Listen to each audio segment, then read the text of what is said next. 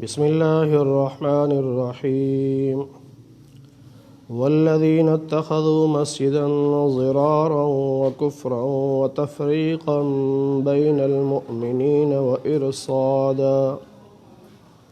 وإرصادا لمن حارب الله ورسوله من قبل وليحلفن إن أردنا إلا الحسنى واللہ یشہد انہم لکاذبون صدق اللہ العظیم۔ اللہم صلی علی محمد وعلی آل محمد کما صلیت علی ابراہیم وعلی آل ابراہیم انک حمید مجید۔ اللہم بارک علی محمد وعلی آل محمد کما بارکت علی ابراہیم وعلی آل ابراہیم انک حمید مجید۔ 11ویں پارے کا دوسرا رکوع اور سورہ توبہ کی آیت نمبر 107 سے درس کا آغاز ہو رہا ہے۔ غزوہ تبوک کے حالات و واقعات بیان ہو رہے ہیں۔ زیادہ تر منافقین کے حالات بیان ہو رہے ہیں کہ بعض ساتھ گئے تھے اور انہوں نے شرارتیں کی، اور بعض نے جانے سے پہلے معذرت کر لی، اور بعض نے واپسی پر معذرت کی۔ مدینہ میں ایک آدمی تھا ابو عامر، یہ نبی علیہ السلام کے خلاف تھا۔ غزوہ بدر میں، احد میں، خندق میں، ہر موقع پر اس نے کافروں کا ساتھ دیا، لیکن ناکام رہا۔ پھر اس نے نبی علیہ السلام سے یہ کہا کہ ہم میں سے جو جھوٹا ہوگا وہ پردیس میں جا کے مرے گا، اور اللہ کی شان یہ پردیس چلا گیا، ملک شام میں چلا گیا۔ عیسائی مذہب اس نے قبول کیا ہوا تھا، تو وہاں یہ چوریاں بھی کرتا، تو ایک دن کسی کی دیوار توڑتے ہوئے دیوار کے گرنے کی وجہ سے ہی مر گیا۔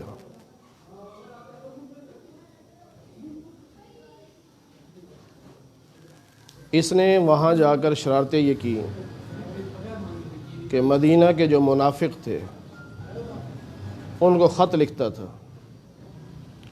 ایک خط اس نے یہ لکھا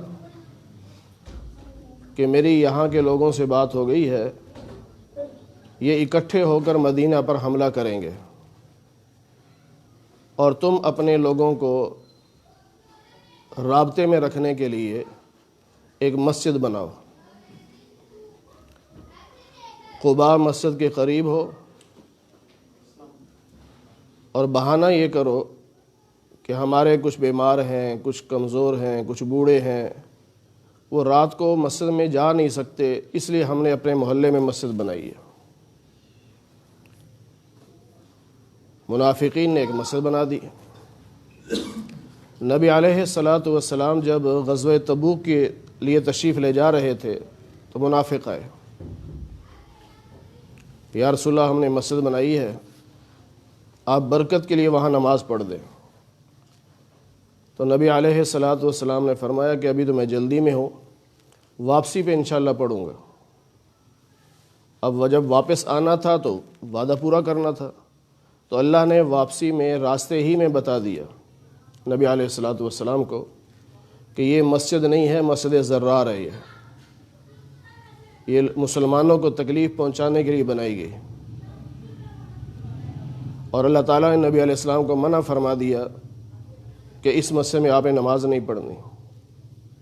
وہ بڑی قسمیں کھائیں گے کہ ہم بڑے مخلص ہیں، ہم تو نیک کام چاہتے تھے کہ نمازیوں کا بھلا ہو جائے، لیکن اللہ فرماتے ہیں کہ ہم بتا رہے ہیں کہ یہ جھوٹ بولتے ہیں۔ ہاں، اس کے ساتھ جو مسجد قباء ہے اس میں آپ نماز پڑھا کریں، کیونکہ اس مسجد کی بنیاد ہی تقوی پر رکھی گئی۔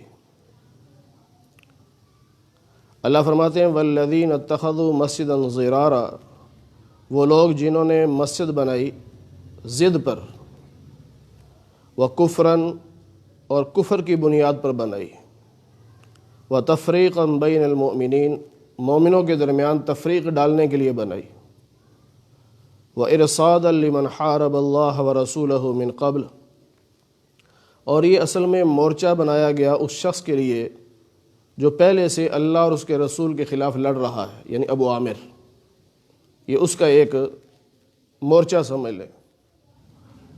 وَلَيَحْلِفُنَّ إِنْ أَرَدْنَا إِلَّا الْحُسْنَى یہ منافق قسمیں کھائیں گے کہ ہمارا ارادہ بھلائی کا تھا، وَاللَّهُ يَشْهَدُ اللہ گواہی دے رہا ہے کہ یہ جھوٹ بول رہے ہیں۔ لا تقم فیہ ابدا اس مسجد میں کبھی بھی آپ نے نماز نہیں پڑھنی۔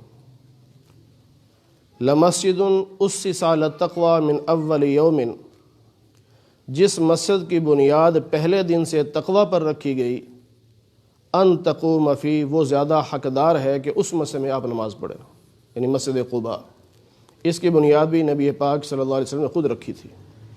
جب آپ مکہ سے مدینہ ہجرت کر کے جا رہے تھے تو قباء بستی میں آپ ٹھہرے تھے، تو وہاں پہلا کام یہ آپ نے مسجد کا کیا، مسجد کی بنیاد رکھی۔ پھر مدینہ آئے تو مدینہ میں آ کے مسجد کی بنیاد رکھی۔ مسجد قباء اس کی ایک فضیلت یہ بھی ہے، نبی علیہ الصلاۃ والسلام نے فرمایا کہ جو شخص مسجد قباء میں آ کر 2 رکعت نفل پڑھے گا، اللہ اسے عمرے کا ثواب عطا فرمائے گا۔ اور اس لیے جو لوگ مسجد نبوی جاتے ہیں وہ پھر مسجد قباء میں بھی جا کر نفل پڑھتے ہیں۔ نبی علیہ الصلاۃ والسلام پہلی مرتبہ سواری پہ گئے تھے، مسجد نبوی سے مسجد قباء تک سواری پہ، پھر آپ پیدل جایا کرتے تھے، اور آپ صلی اللہ علیہ وسلم ہفتے کے دن جاتے، زیادہ تر ہفتے کے دن جاتے، فجر پڑھ کے نکل جاتے اور اشراق جا کے قباء مسجد میں پڑھتے۔ اللہ فرماتے ہیں کہ اس مسجد کے نمازیوں سے اللہ کو بڑا پیار ہے۔ وجہ فیہ رجال یحبون ان یتطہروا اس میں ایسے نمازی ہیں جو پاکیزگی کو پسند کرتے ہیں اور اللہ بھی ان کو پسند کرتا ہے۔ اس زمانے میں چونکہ پانی کی قلت ہوتی تھی تو ڈھیلے سے استنجا کرتے تھے، لیکن اس مسجد کے نمازی جو تھے وہ ڈھیلے سے استنجا کرنے کے بعد پانی سے بھی استنجا کرتے تھے، خوب صفائی پسند تھے۔ تو اللہ کو صفائی پسند انسان بہت پسند ہے۔ اب اللہ تعالیٰ ایک سوال کر رہے ہیں کہ یہ بتاؤ کہ ایک بلڈنگ ہے جس کی بنیاد اللہ کی رضا کے لیے رکھی گئی، اور ایک بلڈنگ وہ ہے جو جہنم کے کنارے پر بنائی گئی، یعنی کفر کی بنیاد پر رکھی گئی۔ مطلب یہ ہے کہ مسجد قباء اور یہ جو مسجد زرار انہوں نے بنائی، ان دونوں سے بہتر کون سی ہے؟ ظاہری بات ہے جو تقوی کی بنیاد پر اللہ کی رضا کے لیے بنائی گئی وہ بلڈنگ بہتر ہے۔ پھر نبی علیہ الصلاۃ والسلام نے اللہ کے حکم سے اس مسجد کو گروا دیا، آگ بھی لگوا دی۔ آج تک اس جگہ پر کوئی پودا نہیں ہے، اور سعودی عرب حکومت نے وہاں کوئی بلڈنگ نہیں بنائی، خالی چھوڑی ہوئی ہے، اور کالی سیاہ ہے وہ جگہ۔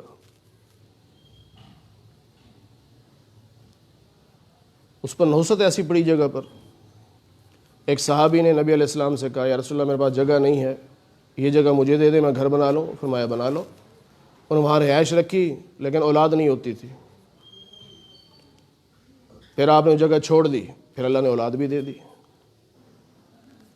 اس بلڈنگ کے بارے میں اللہ فرماتے ہیں کہ ہمیشہ ان کافروں منافقوں کے دلوں میں یہ بلڈنگ کھٹکتی رہے گی، یعنی پریشان رہیں گے کہ ہم نے ایک بلڈنگ بنائی تھی وہ بھی گرا دی گئی۔ ہمیشہ ان کے ذہنوں میں یہ بات رہے گی اور ان کے دلوں کو کاٹتی رہے گی، یعنی ان کو دلی تکلیف ہوگی۔ یہ بات تو ہے اس مسجد زرار کے بارے میں، لیکن اتفاق ایسا ہے کہ یہ آیت ورلڈ ٹریڈ سینٹر کی طرف بھی اشارہ کرتی ہے۔ 9/11 کا جو واقعہ آیا تھا پیش امریکہ کے اندر، وہ بلڈنگ بھی ان کا ایک شاہکار تھی، 110 منزلہ بلڈنگ۔ میں اس پہ بحث نہیں کرتا کہ اس کو گرایا کس نے تھا، الزام مسلمانوں پہ لگا، لیکن اب ان کے اپنے بندوں نے تسلیم کر لیا کہ ہم نے ریموٹ کنٹرول کے ذریعے جہاز خود مارے تھے۔ لیکن وہ بلڈنگ بھی امریکیوں کے دلوں میں کھٹکتی ہے، وہ جب گزرتے ہیں تو رو پڑتے ہیں۔ آج بھی ایسے بیانات آتے ہیں ان کے کہ جو وہاں سے گزرتا ہے وہ رو پڑتا ہے امریکی، کہ ہمارا ایک بہت بڑا شاہکار تھا، 110 منزلہ بلڈنگ تھی اور ہمارے اوپر ظلم ہو گیا۔ اس کے اشارہ کیسے ہے؟ 9/11 یہ 2 تاریخیں ہیں، یعنی 11 تاریخ تھی، 9واں مہینہ تھا، اور بلڈنگ 110 منزلہ تھی۔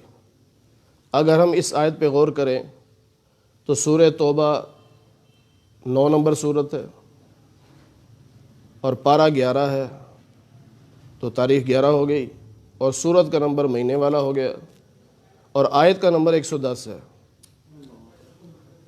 کیونکہ وہ بلڈنگ 110 منزلہ تھی۔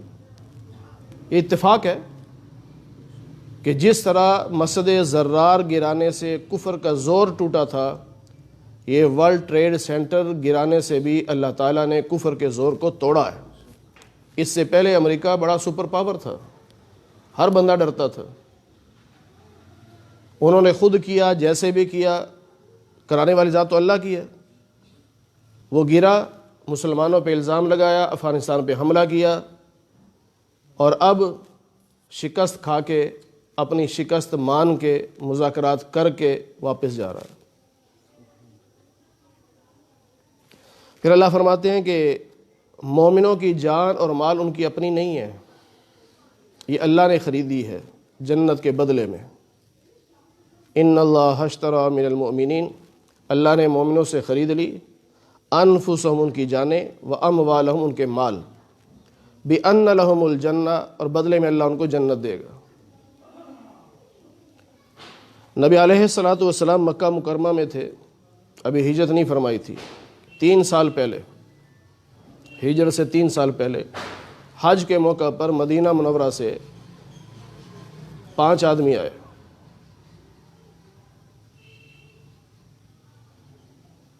تو انہوں نے اسلام قبول کیا۔ اگلے سال 13 آدمی آئے، نبی علیہ السلام سے میٹنگ ہوئی، چھپ کے، ایک گھاٹی میں چھپ کے میٹنگ ہوتی تھی۔ تیسرے سال میں 70 آدمی آئے مدینہ منورہ سے، انہوں نے اسلام بھی قبول کیا اور نبی علیہ السلام کو پیشکش بھی کی کہ آپ مدینہ تشریف لے آئیں۔ تو نبی علیہ السلام نے بیعت لی ان سے۔ یہ نہ تو جہاد کی بیعت تھی، نہ یہ اسلام کی بیعت تھی، کیونکہ مسلمان تو پہلے تھے، وہ اسلام کی بیعت تو نہیں تھی۔ پھر جہاد کا اعلان نہیں تھا۔ جس طرح اہل سنت والجماعت میں ہم لوگ اپنے پیر کے ہاتھ میں ہاتھ دے کر بیعت کرتے ہیں، اسی طرح کی یہ بیعت تھی۔ اس کو بیعت طریقت کہتے ہیں۔ تو نبی علیہ السلام نے ان سے پوچھا، وعدہ کرتے ہو میری حفاظت کا؟ ان کا جی ہاں، آپ کو عزت بھی دیں گے، آپ کی بات بھی مانیں گے، اور آپ کی حفاظت بھی کریں گے۔ کس طرح حفاظت کرو گے؟ ان کا جی اپنی جان اور اپنے مال سے زیادہ آپ کی حفاظت کریں گے۔ ہمیں ٹھیک ہے، میں آتا ہوں۔ تو انہوں نے کہا یا رسول اللہ ہمیں کیا ملے گا؟ آپ نے فرمایا میں تم سے جنت کا وعدہ کرتا ہوں۔ یہ اس کی طرف اشارہ ہے کہ مدینہ کے 70 آدمی جو آئے، انہوں نے بیعت کی، اپنا جان مال نبی کے لیے وقف کر دیا، اللہ نے جنت کا وعدہ کیا۔ لیکن اس کا یہ مطلب نہیں ہے کہ صرف انہی کے لیے آیت ہوگی، یہ قیامت تک کے لیے ہے۔ جو اپنی جان، اپنا مال اللہ کے لیے وقف کر دے، اللہ بدلے میں جنت کا وعدہ کرتے ہیں۔ یہاں سے ایک مسئلہ اور بھی سمجھ آتا ہے، مومن جو ہوگا نہ جان اس کی اپنی ہے نہ مال اس کا اپنا ہے۔ قرآن یہ بتا رہا ہے نا، مومن کی جان بھی اپنی نہیں، مال بھی اپنا نہیں۔ تو مومن تو نہیں کہہ سکتا کہ میرا جسم میری مرضی، مومن نہیں کہہ سکتا، کیونکہ مومن تو کہتا ہے یہ میرا جسم ہے ہی نہیں، یہ تو رب کی امانت ہے، اور جنت کے بدلے میں رب سے سودا کر چکا ہوں۔ پھر اللہ فرماتے ہیں یہ مومن اللہ کے راستے میں جہاد کرتے ہیں، یقاتلون فی سبیل اللہ، اللہ کے راستے میں جہاد کرتے ہیں، فیقتلون ویقتلون، کافروں کو قتل بھی کرتے ہیں اور خود بھی شہید ہو جاتے ہیں۔ اس لیے ہماری یہ جو سوچ بنی ہوئی ہے نا کہ بس جان بھی قربان کر دیں گے، بھئی جان تو قربان کریں گے لیکن پہلے کافروں کی جان بھی تو لیں گے نا، یہ تو نہیں کہ خود مرتے رہیں انہیں کچھ بھی نہ کہیں۔ فَيَقْتُلُونَ وَيُقْتَلُونَ، پہلے ان کو مارو پھر بے شک شہید ہو جاؤ۔ پھر اللہ فرماتے ہیں کہ اللہ نے یہ بڑا سچا وعدہ کیا، تورات میں بھی ہے، انجیل میں بھی ہے، قرآن کریم میں بھی ہے، تینوں کتابوں میں ہی لکھا ہوا ہے کہ مومن کی جان اور مومن کا مال اللہ کا ہے، اور اللہ سے زیادہ وعدہ پورا کرنے والا کون ہو سکتا ہے؟ کوئی بھی نہیں۔ اللہ فرماتے ہیں کہ جن لوگوں نے آپ سے بیعت کی انہیں خوشخبری سنا دو کہ اللہ نے جنت کا وعدہ کر لیا، اور یہی بڑی کامیابی۔ مومن کی صفات کیا ہیں؟ یہ جو مجاہد ہیں اللہ کے راستے میں جہاد کرنے والے، ان کی صفات کیا ہیں اور کیا ہونی چاہیے؟ ہر مسلمان کی یہ صفات ہونی چاہیے: التائبون، توبہ کرنے والے، العابدون، عبادت کرنے والے، الحامدون، شکر ادا کرنے والے، اللہ کی حمد و ثنا کرنے والے، ہر حال میں اللہ کا شکر ادا کرنے والے، السائحون، سیاحت کرنے والے۔ اسلام میں جہاد کو بھی سیاحت کہا گیا ہے، روزے کو بھی سیاحت کہا گیا ہے، دونوں مراد ہو سکتے ہیں۔ الراکعون، رکوع کرنے والے، الساجدون، سجدہ کرنے والے، الآمرون بالمعروف، اچھائیوں کا حکم دینے والے، والناہون عن المنکر، برائیوں سے روکنے والے، والحافظون لحدود اللہ، اللہ کے حدود کی حفاظت کرنے والے، یعنی اللہ کے حکم کی خلاف ورزی نہیں کرتے، اتنی حفاظت کرتے ہیں کہ اللہ کے حکم کو پورا کرتے ہیں، اس کی خلاف ورزی نہیں کرتے۔ وبشر المؤمنین، ایسے مومنوں کے لیے جنت کی خوشخبری ہے۔ تو ہمیں کوشش کرنی چاہیے یہ صفات ہمارے اندر بھی پیدا ہوں، ہر وقت توبہ کرتے رہیں۔ کیا پتہ کون سا گناہ ہم سے ہو جائے، اور ہوتا رہتا ہے، ہم تو گناہوں میں، بلکہ گناہوں کی دلدل میں پھنسنے والے لوگ ہیں۔ ہر وقت توبہ کرتے رہیں اور عبادت کریں، خاص طور پر نماز، اس کا اہتمام ہو، اللہ کی حمد و ثنا ہو، اللہ کا شکر ادا کریں، روزے بھی رکھیں، رکوع سجدہ بھی کریں، تبلیغ بھی کریں، اور اللہ کے حکموں پر عمل کرنے کی کوشش کریں۔ تو یہ خوشخبریاں پھر ہمارے لیے بھی ہیں۔ وَمَا كَانَ اسْتِغْفَارُ مَا كَانَ لِلنَّبِيِّ، نبی کے لیے جائز نہیں۔ کیا جائز نہیں؟ اور مومنوں کے لیے بھی جائز نہیں، یہ مسئلہ سمجھ لیں۔ نبی کے لیے بھی جائز نہیں، مومنوں کے لیے بھی جائز نہیں، أَن يَسْتَغْفِرُوا لِلْمُشْرِكِينَ، کہ وہ مشرک کے لیے استغفار کریں۔ مشرک کے لیے استغفار نہیں ہے۔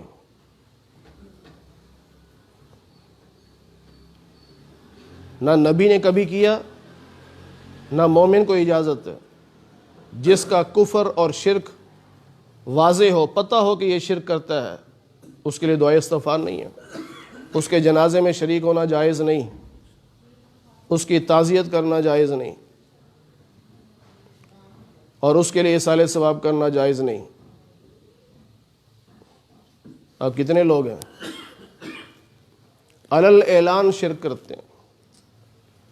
قبر کو سجدہ کرنا شرک نہیں؟ اور کتنے ایسے لوگ ہیں کہ قبر کے سجدے کو شرک مانتے ہی نہیں، اور توحید کا انکار۔ میں نے خود کلپ سنا خادم حسین رضوی صاحب کا کہ وہ قبر کے سجدے کو سجدہ ہی نہیں کہتے، کہتے یہ کوئی سجدہ ہے، یہ تو تعظیم کر رہا ہے۔ بھئی اور سجدہ کسے کہتے ہیں؟ باقاعدہ قبر پہ ماتھا ٹیک رہا ہے، پھر بھی کہتے ہیں یہ سجدہ نہیں ہے، یہ شرک نہیں ہے۔ پھر توحید کے خلاف بھی کلپ سنا، کہتے ہو وہابیو تم کس توحید کی بات کرتے ہو؟ تم نے ایک ہی رٹ لگا رکھی ہے، اللہ سے سب کچھ ہوتا ہے، اللہ سے سب کچھ ہوتا ہے، یہ کوئی توحید ہے؟ پھر کہتے ہیں پورے قرآن میں توحید کا لفظ نہیں ہے، موحد کا لفظ نہیں ہے، تو لازمی تو نہیں ہے کہ ایک ایک لفظ ہوگا، مفہوم ہوتا ہے نا۔ اور پھر کہتے ہیں تمہارے اس عقیدے کی وجہ سے لوگ گمراہ ہو رہے ہیں، اندازہ لگائیں، توحید کی وجہ سے گمراہ ہو رہے ہیں۔ عجیب لوگ ہیں۔ اس لیے ہمارے مفتی ظفر علی خان صاحب رحمۃ اللہ علیہ نے کہا تھا کہ جنہوں کو جنازہ پڑھا ہے وہ تجدید ایمان کریں، یہ ان کا فتویٰ تھا۔ علی اعلان شرک، اب نہیں ہو رہا شرک، اب اسی قبر پہ کیا ہو رہا ہے؟ ابھی تو شرک ہو رہا ہے۔ اسی لیے مرزائی، شیعہ، یہ گوہر شاہی والے ایک ذکری پارٹی ہے، یہ لوگ مسلمان نہیں ہیں، ان کا جنازہ پڑھنا جائز نہیں ہے۔ اور مسلمانوں میں سے بھی جس کا پتہ چلے کہ یہ قبر کو سجدہ کرتا ہے، یہ شرک علی الاعلان ہے، اس لیے اس کا جنازہ بھی نہ پڑھے، اس کے لیے اصالہ ثواب جائز نہیں ہے، اللہ نے منع فرمایا۔ اب بات اللہ کہتے ہیں وَلَوْ كَانُوا أُولِي قُرْبَى، اگرچہ تمہارا قریبی رشتہ داری کیوں نہ ہو، جتنا مرضی قریبی رشتہ دار ہو، اگر وہ شرک کرتا ہے تو اس کا جنازہ نہیں پڑھنا، اس کے لیے استغفار نہیں کرنا۔ پھر صحابہ کے ذہن میں ایک سوال آ گیا کہ رسول اللہ حضرت ابراہیم علیہ السلام کرتے تھے، اپنے باپ کے لیے استغفار کرتے تھے، تو اللہ نے فرمایا کہ وَمَا كَانَ اسْتِغْفَارُ إِبْرَاهِيمَ لِأَبِيهِ، ابراہیم علیہ السلام کا جو استغفار تھا نا اپنے باپ کے لیے، اس کی ایک وجہ یہ تھی کہ وہ وعدہ کر چکے تھے، لیکن جب انہیں پتہ چل گیا کہ یہ دشمن ہے اللہ کا، یعنی کفر پہ مرے گا، تو پھر انہوں نے اس سے بیزاری کا اعلان کر دیا، پھر دوبارہ انہوں نے استغفار نہیں کیا۔ تو اس آیت میں استغفار سے روک دیا گیا، اور پچھلے درس میں ہم اس سے پچھلے درس میں پڑھ چکے ہیں کہ جنازے سے بھی اور قبر پہ کھڑے ہونے سے بھی اللہ نے منع کر دیا، وَلَا تُصَلِّ عَلَىٰ أَحَدٍ مِّنْهُمْ مَاتَ أَبَدًا، ان میں سے کوئی مر جائے تو جنازہ نہیں پڑھنا، وَلَا تَقُمْ عَلَىٰ قَبْرِهِ، اس کی قبر پہ بھی کھڑا نہیں ہونا۔ قبر پہ فاتحہ کے لیے جاتے ہیں لوگ کہ چلو میں فاتحہ پڑھا ہوں، اصالہ ثواب کر رہا ہوں، اس لیے لوگ جاتے ہیں، تو اس کے قبر پہ نہیں جانا۔ پھر اللہ فرماتے ہیں کہ اللہ ایسا نہیں ہے کہ کسی قوم کو مسئلہ نہ بتائے اور پھر اس کو گمراہ کر دے۔